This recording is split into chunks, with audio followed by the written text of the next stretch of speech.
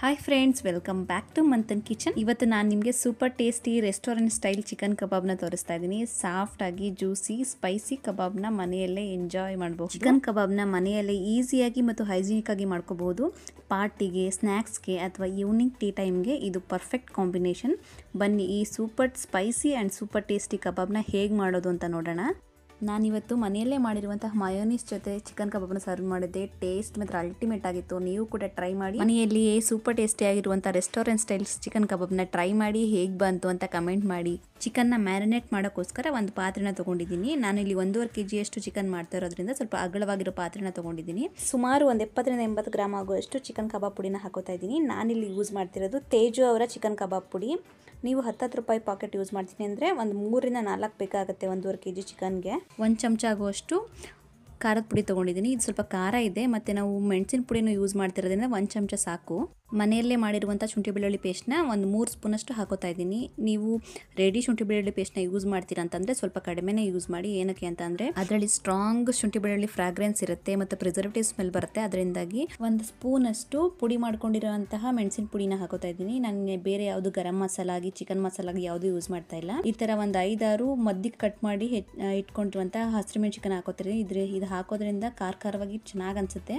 ಕಬಾಬ್ ಜೊತೆ ಹಂಚ್ಕೊಂಡು ತಿಂತಾ ಇದ್ರೆ ಸೂಪರ್ ಸ್ಪೈಸಿ ಆಗಿರುತ್ತೆ. ಟೇಸ್ಟ್ ಮಾತ್ರ ತುಂಬ ಚೆನ್ನಾಗಿರುತ್ತೆ. 2 ಮೊಟ್ಟೆನ ಹಾಕೋತಾ ಇದ್ದೀನಿ. ನಾನು ಪೂರ್ತಿ ಮೊಟ್ಟೆನ ಹಾಕೋತಾ ಇದ್ದೀನಿ. ನಿಮಗೆ ಯೆಲ್ಲೋ ಕಲರ್ ಇಷ್ಟ ಆಗಲ್ಲ ಅಂತಂದರೆ ಬರೀ ವೈಟ್ ಕಲರೇ ಹಾಕೋಬಹುದು. ಇಲ್ಲ ನಿಮ್ಮ ಮೊಟ್ಟೆನೇ ಹಾಕೊಳ್ಳೋಕೆ ಇಷ್ಟ ಆಗಲ್ಲ ಅಂತಂದರೆ ಮೊಸರು ಕೂಡ ಯೂಸ್ ಮಾಡ್ಬೋದು. ಅದೇ ಒಳ್ಳೆ ಬೈಂಡಿಂಗ್ ಬರುತ್ತೆ. ಮೊಟ್ಟೆ ಹಾಕೋದ್ರಿಂದ ನಾವು ಹಾಕಿರೋ ಮಸಾಲೆ ಎಲ್ಲ ಚೆನ್ನಾಗಿ ಚಿಕನ್ಗೆ ಅಂಟ್ಕೊಳ್ಳುತ್ತೆ, ಒಳ್ಳೆ ಬೈಂಡಿಂಗ್ ಬರುತ್ತೆ. ಮತ್ತು ನಾವು ಡೀಪ್ ಫ್ರೈ ಮಾಡಬೇಕಾದ್ರೆ ಮಸಾಲ ಎಲ್ಲ ಆಯಿಲಲ್ಲಿ ಬಿಟ್ಕೊಳ್ಳಲ್ಲ. ಒಂದು ಅರ್ಧ ಚಮಚ ಆಗುವಷ್ಟು ಉಪ್ಪಿನ ಪುಡಿನ ಹಾಕೋತಾ ಇದ್ದೀನಿ. ಚಿಕನ್ ಕಬಾಬ್ ಪುಡಿಲಿ ಉಪ್ಪಿನ ಪುಡಿ ಇರುತ್ತೆ, ನೋಡಿ ಹಾಕೊಳ್ಳಿ. ಒಂದು 3 ಚಮಚ ಆಗುವಷ್ಟು ಕಾರ್ನ್ಫ್ಲೋರ್ನ ಹಾಕೋತಾ ಇದ್ದೀನಿ. ನಾನು ಇಲ್ಲಿ ಕ್ರಿಸ್ಪಿಯಾಗಿ ಮಾಡ್ಕೋತಿರೋದ್ರಿಂದ ಕಾರ್ನ್ಫ್ಲೋರ್ ಮಾತ್ರ ಆ್ಯಡ್ ಮಾಡ್ತಾ ಇದ್ದೀನಿ. ನಿಮಗೆ ಸಾಫ್ಟ್ ಆಗಿ ಬೇಕು ಚಿಕನ್ ಕಬಾಬ್ ಅಂತ ಅಂದರೆ ಕಡಲೆ ಹಿಟ್ಟು ಮತ್ತು ಮೈದಾನು ಕೂಡ ಆ್ಯಡ್ ಮಾಡಬಹುದು. ಒಂದು 2 ಸ್ಪೂನ್ ಆಗುವಷ್ಟು ಕಸೂರಿ ಮೇಥಿನ ಹಾಕೋತಾ ಇದ್ದೀನಿ ನಾನು. ನಿಮ್ಮ ಕಸೂರಿ ಮೇಥಿ ಇಷ್ಟ ಆಗಲ್ಲ ಅಂದರೆ ಕೊತ್ತಂಬರಿ ಸೊಪ್ಪು, ಪುದೀನ ಸೊಪ್ಪನ್ನು ಕೂಡ ಆ್ಯಡ್ ಮಾಡ್ಬೋದು. ಇದನ್ನು ಈ ಥರ ನೀಟಾಗಿ ಕಲಿಸ್ಕೋಬೇಕು. ನೀರೇನು ಹಾಕೋದು ಬೇಡ. ಮೊಟ್ಟೆಲೆ ಮಾಯ್ಶ್ಚರ್ ಇರೋದ್ರಿಂದ ಅದೇ ಸಾಕಾಗುತ್ತೆ. ಆದರೂ ಸ್ವಲ್ಪ ಗಟ್ಟಿ ಆಯಿತು ಅಂತ ಅಂದರೆ ನಿಮಗೆ ನಿಂಬೆ ಹಣ್ಣು ಅಥವಾ ಮೊಸರನ್ನ ಸೇರಿಸ್ಕೊಂಡು ನೀಟಾಗಿ ಕಲಿಸ್ಕೊಳ್ಳಿ. ಇದು ಯಾವ ಥರ ಇರಬೇಕು ಅಂದರೆ ಅಂಟಿನ ರೂಪದಲ್ಲಿ ಇರಬೇಕು. ತುಂಬ ತೆಳ್ಳಗೂ ಆಗಬಾರ್ದು, ತುಂಬ ಗಟ್ಟಿಗೂ ಆಗಬಾರ್ದು. ಆವಾಗ ಮಾತ್ರ ಮಸಾಲ ಎಲ್ಲ ಚಿಕನ್ಗೆ ಚೆನ್ನಾಗಿ ಹಿಡಿಯುತ್ತೆ, ಒಳ್ಳೆ ಬೈಂಡಿಂಗ್ ಬರುತ್ತೆ. ಇವಾಗ ಮಸಾಲ ಎಲ್ಲನೂ ಚೆನ್ನಾಗಿ ಕಲಿಸ್ಕೊಂಡಾಗಿದೆ. ಈ ಥರ ಕನ್ಸಿಸ್ಟೆನ್ಸಿಲಿ ಇರಬೇಕು. ಚಿಕನ್ನ ಆ್ಯಡ್ ಮಾಡ್ಕೋತಾ ಇದ್ದೀನಿ. ನಾನು ಇಲ್ಲಿ 1.5 kg ಚಿಕನ್ನ ತೊಗೊಂಡಿದ್ದೀನಿ. ಇದನ್ನು ಮೀಡಿಯಮ್ ಸೈಜಾಗಿ ಕಟ್ ಮಾಡಿರುವಂಥದ್ದು, ಬೋನ್ ಇರೋವಂಥದ್ದು ಮತ್ತು ಸ್ಕಿನ್ ಇರುವಂಥ ಚಿಕನ್ನ ತೊಗೊಂಡಿದ್ದೀನಿ. ನಿಮಗೆ ಇಷ್ಟ ಆಗಲ್ಲ ಅಂತಂದರೆ ನೀವು ಬೋನ್ಲೆಸ್ ಮತ್ತು ಸ್ಕಿನ್ ಇಲ್ದಿರೋದು ಕೂಡ ಯೂಸ್ ಮಾಡಬಹುದು. ಇದನ್ನು ಇವಾಗ ನೀಟಾಗಿ ಕಲಿಸ್ಕೋಬೇಕು. ಮಸಾಲೆ ಎಲ್ಲ ನೀಟಾಗಿ ಅಂಟ್ಕೋಬೇಕು ಚಿಕನ್ಗೆ. ನೋಡಿ ಇವಾಗ ಇದನ್ನು ಪರ್ಫೆಕ್ಟಾಗಿ ಕಲಿಸ್ಕೊಂಡಿದ್ದೀನಿ. ಇದರ ನೀಟಾಗಿ ಕಲಿಸ್ಕೋಬೇಕು. ಇದು ಕಲಿಸಿದೆಲ್ಲ ಆದಮೇಲೆ ಕರ್ಬೇವಿನ ಸೊಪ್ಪನ್ನ ಹಾಕ್ಕೊಂಡು ಇನ್ನೊಂದ್ಸಲ ಕಲಿಸ್ಕೊತಾ ಇದ್ದೀನಿ. ಈ ಥರ ನೀಟಾಗಿ ಎಲ್ಲ ಕೋಟ್ ಆಗಿರಬೇಕು. ಇದೆಲ್ಲ ಇವಾಗ ನೀಟಾಗಿ ಕಲಿಸಿದಾಗಿದೆ. ಇವಾಗ ಮುಚ್ಚಳನ ಮುಚ್ಚಿ 1 ಅವರ್ ಬಿಡೋಣ.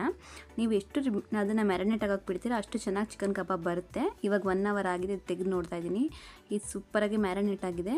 ನೋಡಿ ಇವಾಗ ಕಲಿಸ್ಕೊಂಡ್ರೆ ಈ ಥರ ಚೆನ್ನಾಗಾಗಿದೆ. ಇವಾಗ ಇದನ್ನು ಡೀಪ್ ಫ್ರೈ ಮಾಡ್ಕೊಳ್ಳೋಣ.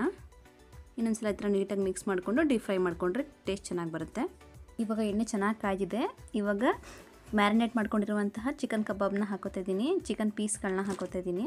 ಎಣ್ಣೆ ಮಾತ್ರ ಚೆನ್ನಾಗಿ ಕಾಯ್ದಿರಬೇಕು. ಎಣ್ಣೆ ಚೆನ್ನಾಗಿ ಕಾಯ್ದ್ಮೇಲೆ ಚಿಕನ್ ಪೀಸ್ಗಳನ್ನ ಹಾಕ್ಕೊಳ್ಳಿ. ಇಲ್ಲ ಅಂತಂದರೆ ಎಣ್ಣೆ ಕುಡಿಯುತ್ತೆ ಮತ್ತು ಮಸಾಲೆ ಎಲ್ಲ ಬಿಟ್ಕೊಬಿಡುತ್ತೆ, ಅಷ್ಟು ಚೆನ್ನಾಗಾಗಲ್ಲ. ಕ್ರಿಸ್ಪಿಯಾಗಿ ಆಗಬೇಕು ಅಂತಂದರೆ ಮೀಡಿಯಮ್ ಫ್ಲೇಮಲ್ಲೇ ಇಟ್ಕೊಂಡು ಚೆನ್ನಾಗಿ ಫ್ರೈ ಮಾಡ್ಕೊಳ್ಳಿ. ತುಂಬ ಹೈ ಫ್ಲೇಮಲ್ಲಿ ಇಟ್ಕೊಂಡು ಫ್ರೈ ಮಾಡ್ತು ಅಂತ ಅಂದರೆ ಸಾಫ್ಟ್ ಆಗುತ್ತೆ ಮತ್ತು ಒಳಗಡೆ ಎಲ್ಲ ಚಿಕನ್ ಕಬಾಬ್ ಅಷ್ಟು ಚೆನ್ನಾಗಿ ಬೇಯಲ್ಲ. ಚಿಕನ್ ಪೀಸ್ಗಳನ್ನ ಹಾಕಿದ ತಕ್ಷಣ ತಿರುಗಬೇಡಿ, ಮಸಾಲೆ ಎಲ್ಲ ಬಿಟ್ಕೊಳ್ಳೋ ಚಾನ್ಸಸ್ ಇರುತ್ತೆ. ನೋಡಿ ಒಂದು 2 ನಿಮಿಷ ಬಿಟ್ಟಾದಮೇಲೆ ಈ ಥರ ಫ್ರೈ ಆಗಿದೆ. ಸೂಪರಾಗಿ ಕಾಣಿಸ್ತಾ ಇದೆ. ಚಿಕನ್ ಕಬಾಬ್ ಬೇಗನೆ ಬೆಂದುಬಿಡುತ್ತೆ. ಒಂದು 5 ನಿಮಿಷದಲ್ಲೆಲ್ಲ ರೆಡಿ ಆಗಿಬಿಡುತ್ತೆ. ಒಂದು ಕಡೆ ಸೈಡ್ ಬೆಂದಮೇಲೆ ತಿರುಗಿ ಹಾಕ್ಕೊಂಡು ಇನ್ನೊಂದು ಕಡೆ ಸೈಡ್ ನೀಟಾಗಿ ಬೇಯಿಸ್ಕೊಳ್ಳಿ. ಈ ಥರ ಹೊರಗಡೆಯಿಂದ ಕಲರ್ ಚೇಂಜ್ ಆಗಿ ಸ್ವಲ್ಪ ಕ್ರಿಸ್ಪಿಯಾಗಿ ಆಗಬೇಕು ಮತ್ತು ಗುಳ್ಳೆಗಳೆಲ್ಲ ಸ್ವಲ್ಪ ಕಡಿಮೆ ಆಗಬೇಕು. ಇವಾಗ ನೋಡಿ ಗುಳ್ಳೆಗಳೆಲ್ಲ ಸ್ವಲ್ಪ ಬರೋದು ಕಡಿಮೆ ಆಗಿದೆ. ಇವಾಗ ಇದನ್ನು ಸಪ್ರೇಟ್ ಮಾಡ್ಕೋತಾ ಇದ್ದೀನಿ.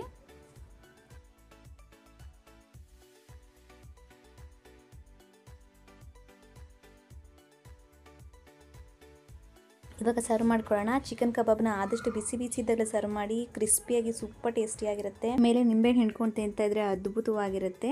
ಇಷ್ಟೇ ಫ್ರೆಂಡ್ಸ್ ಇವತ್ತಿನ ರೆಸಿಪಿ. ಈ ವಿಡಿಯೋ ನಿಮಗೆ ಇಷ್ಟ ಆದರೆ ಲೈಕ್ ಮಾಡಿ, ಶೇರ್ ಮಾಡಿ, ಪ್ಲೀಸ್ ಸಬ್ಸ್ಕ್ರೈಬ್ ಮಾಡ್ಕೊಳ್ಳಿ ಮಂಥನ್ ಕಿಚನ್ಗೆ. Thank you. Happy cooking.